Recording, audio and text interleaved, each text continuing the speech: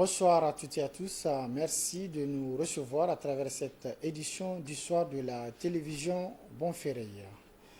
À l'instar du monde entier, le Niger célèbre ce jour, 4 février 2023, la journée mondiale de lutte contre le cancer.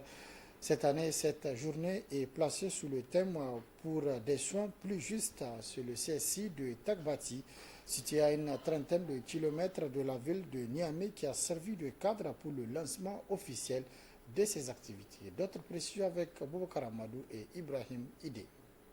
C'est le CSI du village de Tagabati, situé à une trentaine de kilomètres à l'ouest de Niamey, dans la commune rurale de Karma, qui a servi de cadre pour le lancement des activités commémoratives de la Journée mondiale de lutte contre le cancer. Une cérémonie qui constitue un événement important aux yeux des autorités régionales de Tillabéri. Le cancer constitue un problème de santé publique majeur qui affecte toutes les populations. Et c'est pourquoi la lutte contre le cancer, sous toutes ses formes, est une préoccupation des autorités de la région de Tillabéri. Cette lutte repose sur les mesures préventives et de prise en charge. Je ne terminerai pas mon propos sans réitérer nos sincères remerciements à Madame la Première Dame, présidente de la Fondation Nour, marraine de la lutte contre le cancer, pour l'honneur qui est fait à la région d'abriter la présente cérémonie. Marraine de la lutte contre le cancer, la Première Dame et présidente de la Fondation Nour s'est fait représenter par une forte délégation conduite par le secrétaire exécutif. Cette journée vise à sensibiliser la population sur l'importance du dépistage du cancer pour d'abord le prévenir et assurer plus aisément son traitement. En effet, le cancer constitue la première cause de mortalité dans le monde. Il fait beaucoup moins parler de lui. Pendant ce temps, il tue de façon insidieuse et sournoise. Le cancer est responsable d'un décès sur 8 dans le monde, soit une mortalité supérieure à celle du sida, de la tuberculose et du paludisme réunis. Chaque année, c'est plus de 12 millions de nouveaux cas qui sont diagnostiqués et 7,6 millions de personnes meurent des suites de cette maladie. L'Organisation mondiale de la santé estime que le cancer a fait environ 84 millions de morts entre 2005 et 2015. C'est pour cette raison que des moyens importants sont utilisés pour faire reculer le poids et la charge de cette maladie. La lutte contre le cancer figure parmi les préoccupations majeures dans notre pays. C'est pourquoi le gouvernement, en partenariat avec l'Agence internationale à l'énergie atomique, a construit le Centre national de lutte contre le cancer en vue d'abriter toutes les activités de prise en charge du cancer. Opérationnel depuis 2017, plus de 150 patients ont bénéficié de traitements par la radiothérapie. Outre la campagne de dépistage volontaire et gratuite du cancer du col de l'utérus et du sein qui vient d'être officiellement lancée par les autorités en charge de la santé au Niger, plusieurs activités de sensibilisation de la population seront menées à cette occasion. Une façon de conscientiser la population sur la maladie et l'importance du dépistage.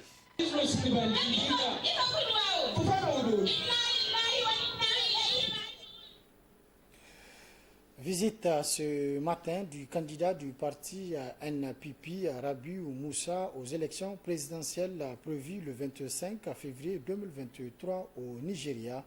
Le candidat souhaite amener les ressortissants nigériens vivant à Niamey à leur apporter leur suffrage à l'occasion de ces élections, mais aussi de consolider la coopération entre les deux pays. Sherifat Parezo et Omar Boukari. En visite de courtoisie et de travail de 24 heures au Niger, l'ancien gouverneur de Kano, Rabi Moussa Kwankwaso, a rencontré les ressortissants nigériens vivant à Niamey. Il s'est agi pour lui de faire l'étalage de son projet sociétal pour les élections présidentielles du Nigeria de 2023.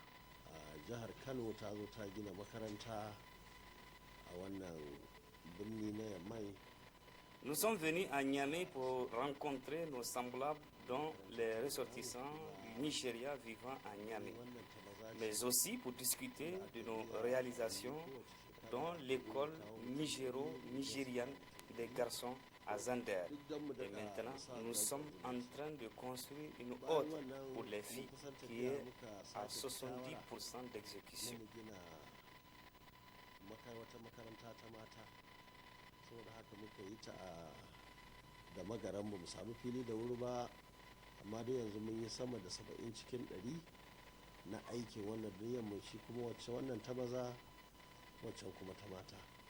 Occasion saisie par ce dernier pour renforcer davantage le partenariat et la coopération bilatérale entre les deux pays.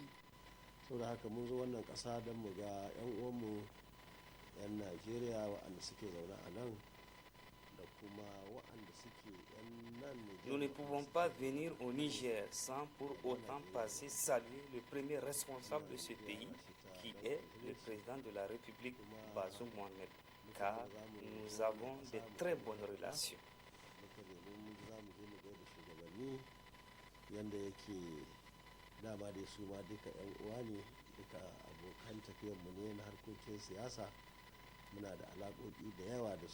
Cette visite du candidat du parti NNPP, Rabi Moussa Kwankwaso, vise à amener les Nigérians vivant au Niger à lui apporter leur suffrage à l'occasion des élections présidentielles prévues se tenir en février prochain.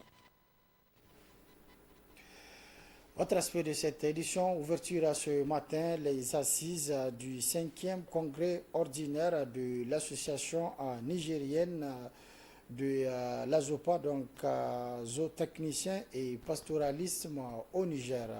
À cette occasion, un bureau sera donc élu à l'issue de ce congrès, 5e congrès ordinaire de cette association. Plus de précisions dans ce compte rendu. En conformité au texte de sa structure, l'association des zootechniciens et pastoralistes du Niger tient les assises de son 5e congrès ordinaire pour davantage réorganiser et donner un nouveau élan à la structure. Le président de l'AZOPA a d'abord fait la présentation de son association avant de rappeler l'importance de la thématique choisie. L'AZOPA est une association de droit nigérien qui regroupe en son sein, sans distinction de race, de religion, de sexe, d'idéologie, toute personne exerçant dans le secteur public ou privé et titulaire d'un diplôme universitaire dans le domaine de la zootechnie, du pastoralisme et se veut apolitique. S'agissant du thème, quelle contribution des zootechniciens et pastoralistes à la mise en œuvre du programme Pôle développement agro-industriel, la pertinence n'est plus à démontrer, car fruit d'une large concertation des membres à travers d'abord la plateforme ANZOPA 2020, les réunions du BEN et un comité composé de 5 éminents experts. L'intérimaire du ministre en charge de l'élevage, en ouvrant les travaux, a rappelé les acteurs professionnels à plus de solidarité pour en faire relever les défis dans le sous-secteur de l'élevage. Au-delà d'une réflexion thématique, j'attire votre attention qu'en matière de production animale, les premières ressources sont d'abord les personnes. De leur collaboration professionnelle, de leur synergie d'action et de leur complicité intelligente dépendra la réussite de toutes les actions. C'est pourquoi j'en appelle à l'ensemble des cadres de l'élevage, en particulier les zootechniciens et pastoralistes que vous êtes, au professionnalisme, à l'action et à la solidarité pour contribuer efficacement à la mise en œuvre du programme de développement des pôles agro-industriels et par ricochet à celui de l'élevage au Niger. Au cours de ces assises, les participants venus pour la circonstance auront à revisiter les textes et élire un nouveau bureau pour un mandat de 3 ans avec des hommes et femmes capables de relever les défis. Un cadre de dialogue intergénérationnel pour promouvoir les valeurs de la société nigérienne. Il a eu lieu donc ce matin à la salle de conférence du musée national Boubou Hamma de Niamey. L'une des activités donc de la semaine nationale de la citoyenneté culturelle. N'est-ce pas, Reina Moussa et Mohamed Douli? Ce forum participatif interactif qui rassemble les générations les plus âgées et les plus jeunes vise à créer des connaissances et un partage d'expériences collectives. Une rencontre qui se tient dans le cadre de la Semaine nationale de citoyenneté culturelle. C'est une activité qui rentre dans un processus de la recherche des solutions aux problèmes que traversent nos sociétés actuelles. Aujourd'hui, si vous constatez, il y a beaucoup de problèmes.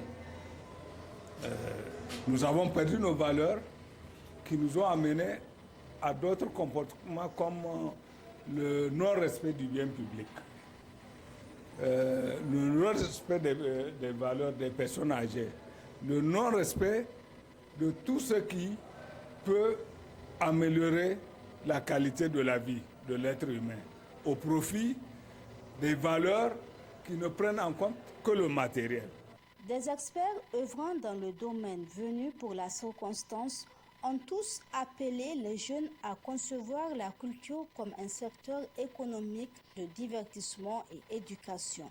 Il faudrait aujourd'hui que vous, les jeunes qui sont à l'INA, que vous compreniez que vous avez la lourde mission aujourd'hui de, je ne dirais pas de vous armer jusqu'aux dents de savoir. Cheikh Anta Diop a fait cette recommandation, mais je vous renvoie à un autre qui a posé, qui peut être très important, c'est Frantz Fanon, qui a dit que chaque génération doit découvrir, chercher sa mission, la remplir ou la trahir.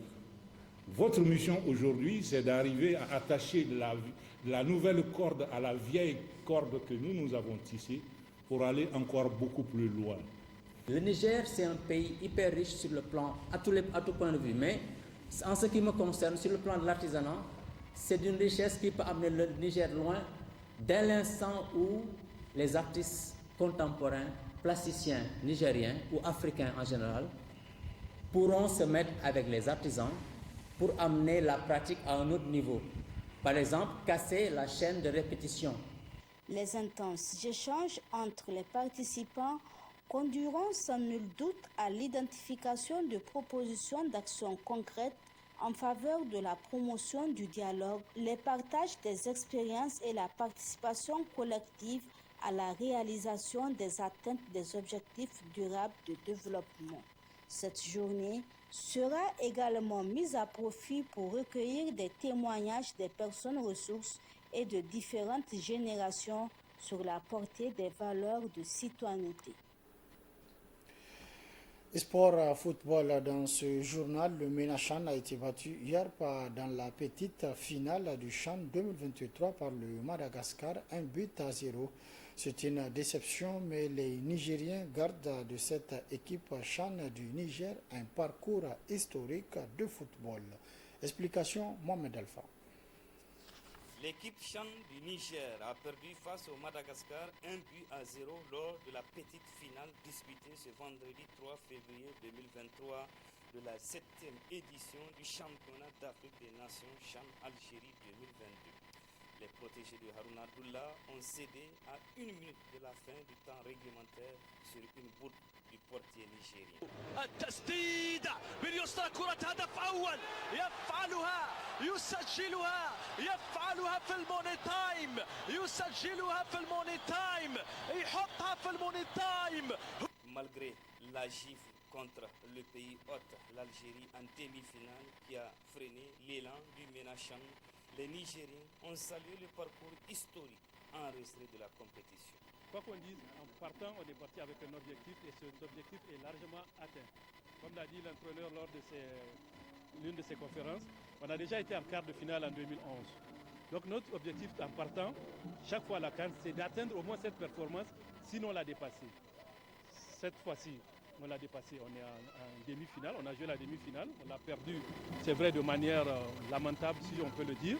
Ainsi, les Malgaches sont sur le podium de la compétition en décrochant la médaille de bronze pour leur première participation à ce rendez-vous du donner et du recevoir africain réservé pour les joueurs locaux afin de vendre leur talent dans le monde du football. Le Niger, quant à lui, c'était une belle histoire de foot qui s'est achevée dans la déception. Place à présent à la rediffusion de votre rubrique Actu sur le web. C'est avec Balima Bourema et Cherifatou Parizo. Très bonne réception. Au revoir.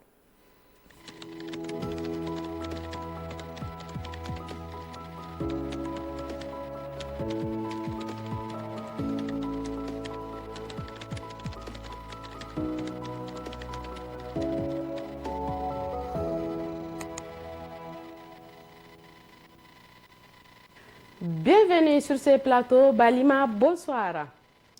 Bonsoir chers téléspectateurs, bonsoir Cherifatou, bienvenue à ce numéro d'Actu sur le web de ce mercredi 1er février 2023.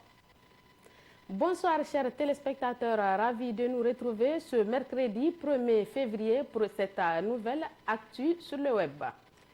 Balima Ochan, le sélectionneur du Niger, Harouna Abdullah, a expliqué que son équipe n'a pas été dans le coup lors de cette demi-finale selon l'AfricaTop.com. Ce fut un match difficile, une entame de match raté. Je pense qu'on a beaucoup respecté cette équipe d'Algérie. On a encaissé 3 buts durant la première demi-heure de jeu. Derrière, ce n'était pas facile de revenir sur cette rencontre. À mon avis, on a manqué de fraîcheur physique. Mentalement, on n'était pas présent aussi. Je voulais qu'on bloque les dernières relances, mais ça n'a pas marché, a expliqué Harouna Abdullah lors de la conférence de presse après la demi-finale contre l'Algérie, où ses poulains ont encaissé 5 buts et n'ont marqué aucun. Le coach nigérien a reconnu tout de même que son équipe a bien géré la seconde période, surtout qu'à la pause, le score était de 4-0 pour les Verts. En seconde période, on a réussi à déjouer cette équipe d'Algérie, mais on a quand même encaissé un but. En outre, l'entraîneur du Niger a indiqué qu'il est satisfait de son équipe malgré cette élimination.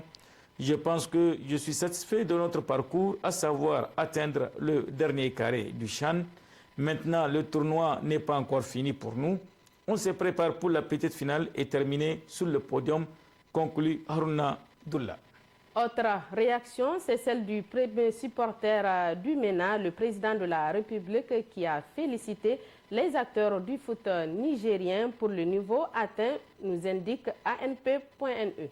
Le président de la République, Mohamed Bazoum, dans un tweet publié juste après la défaite du MENA A face au Fennec d'Algérie en demi-finale, hier mardi 31 janvier 2023, s'est montré optimiste quant à l'avenir du football nigérien, appréciant aussi la performance de l'équipe nigérienne tout au long du CHAN 2023 en Algérie.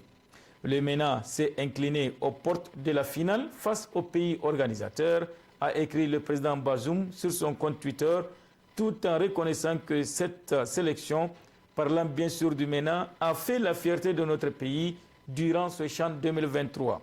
Bravo aux joueurs, aux coachs, au staff et aux supporters, a poursuivi le chef de l'État nigérien, pour qui, à travers cette participation et cette performance du MENA au CHAN, nous venons de prendre un grand rendez-vous avec l'avenir. Rappelons que le MENA A du Niger, qui a éliminé les équipes du Cameroun et du Ghana à ce CHAN, 2 pays à forte tradition footballistique, conclut le site ANP.NE. Balima, nous sommes avec ANP.NE. Restons pour parler de la convention signée mercredi dernier entre notre pays, le Niger, et le Nigeria sur la construction du chemin de fer Kano-Maradi. Les ministres des Transports du Niger et du Nigeria ont signé le 25 janvier 2023 un accord portant construction d'une voie ferroviaire devant relier Kano, ville du nord du Nigeria, à Maradi, la capitale économique du Niger, en passant par 2 autres importantes villes du Nigeria, à savoir Djibia et Katsina. Selon le site ANP.NE, l'information émane du ministre nigérien des Transports, Alma Malam Oumarou, ce mardi 31 janvier 2023, au sortir d'une audience avec le président de la République du Niger, Mohamed Bazoum, en présence du secrétaire général adjoint de la commission mixte nigéro-nigériane pour la coopération, le Nigérien Adamou Namata. Ce projet, informe la source, coûtera la bagatelle somme de 2 milliards de dollars, soit environ 120 milliards de francs CFA aux contribuables du Nigeria. Nous venons avec l'ambassadeur Namata pour faire le compte à son Excellence le Président de la République du contenu de l'accord que nous venons de signer avec la République fédérale du Nigeria portant sur la construction d'un tronçon ferroviaire Kano-Djibia-Katsina-Maradi, a déclaré le ministre nigérien des Transports. Ce tronçon était prévu de longue date, mais compte tenu de certains aléas, il y a eu des retards dans l'avancement de la signature, a rappelé Alma Malam Oumarou, selon qui, grâce au leadership du président de la République Mohamed Bazoum et grâce au leadership de son Excellence Mohamed Buhari, président de la République fédérale du Nigeria, les deux ministères des Transports ont été instruits pour que ce protocole soit signé, que nous avons fait le 25 janvier 2023 à Abuja. Le membre du gouvernement nigérien a par ailleurs souligné qu'au niveau du Nigeria, la grande partie de la construction est déjà faite. Le Nigeria est le premier partenaire commercial du Niger. Les deux pays partagent une frontière longue de 1497 km, rappelle le site an.ne. Économie toujours, la BOAD octroie un prêt de 75 milliards de francs au Niger selon le Sahel.org. Le ministre des Finances, Dr Ahmad Djidoud, et le président de la Banque ouest-africaine de développement BOAD, M. Serge Ekwe, ont signé hier matin à Niamey des accords de prêt relatifs à 5 projets prioritaires pour le gouvernement du Niger.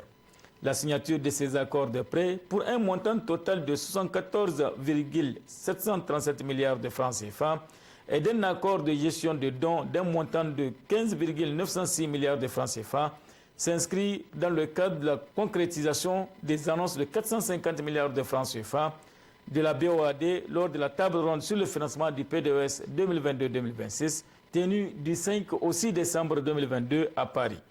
Peu après la signature des différents accords de prêt, le ministre des Finances a fait savoir que le premier accord de prêt porte sur le financement partiel du projet d'aménagement et de bitumage de la route Hamdara-Ouacha-Dungas, frontière du Nigeria, sur un linéaire de 110 km. Cela pour une contribution attendue au financement de la BOAD de 21,735 milliards de francs CFA. Le projet a été relevé pour objectif d'assurer le désenclavement de la zone afin de faciliter les échanges économiques, sociaux et culturels au niveau national et sous-régional. Le second prêt, poursuit le site, porte sur le financement du projet d'aménagement des voies urbaines dans la ville de Niamey, notamment l'aménagement de la section urbaine de la RN25 et la réhabilitation du tronçon Niamey-Niala pour un montant de 25 milliards de francs CFA. Selon Ahmed Djidoud, l'objectif global de ce prêt est de contribuer à l'amélioration des conditions de circulation des usagers, fluidité, confort, sécurité dans la ville de Niamey et particulièrement dans les communes 3 et 4 où se localisent les tronçons concernés par ce projet. Quant au troisième accord de prêt, il est relatif au cofinancement du projet d'aménagement hydro-agricole avec des pratiques d'agriculture intelligente, résiliente au changement climatique PAHA-AIC pour un montant de prêt attendu de la BOAD de 7 milliards de francs CFA. L'objectif global de ce projet est de contribuer à assurer durablement la sécurité alimentaire pour le renforcement de la résilience des populations face au changement climatique à travers les techniques modernes d'irrigation et de production agricole. Pour ce qui est du quatrième accord, le ministre des Finances a précisé qu'il porte sur la mise en place d'un prêt en faveur de l'État du Niger en vue de la relance des activités de Asusu SA pour un montant de 10 milliards de francs CFA. C'est la fin de cette actu de cette semaine. Merci Balima pour ces détails. Merci Chérifatou, merci chers téléspectateurs et à la semaine prochaine, Inch'Allah. Merci aussi chers téléspectateurs de nous rester fidèles. C'est la fin aussi de cette édition. Bonne suite de nos programmes sur Bonferré Télévision.